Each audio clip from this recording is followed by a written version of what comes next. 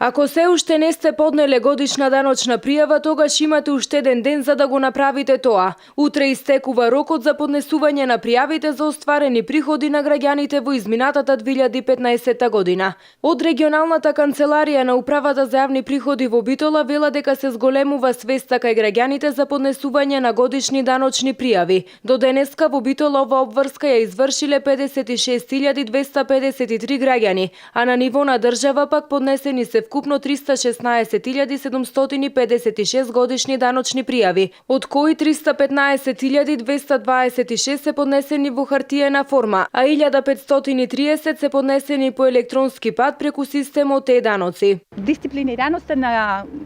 граѓаните во однос на поднесувањето на годишните даночни пријави е зголемена, бидејќи секоја година бројот на поднесените годишни даночни пријави е се поголем, така што и ова година за приходите остварени во 2015 година очекуваме да се поднесат поголем број на пријави од поднесените од ланската година. За да се избегнат метежите на шалтерите, од УЈП им препорачуваат на граѓаните кои се регистрирани корисници на е-даноци своите пријави да ги поднесат по електронски пат. Сите граѓани кои имаат пристап на интернет на страната на Управата за јавни приходи имаат можност и упатство да ја видат таа годишна даночна пријава, бесплатно да ја симнат од веб страницата,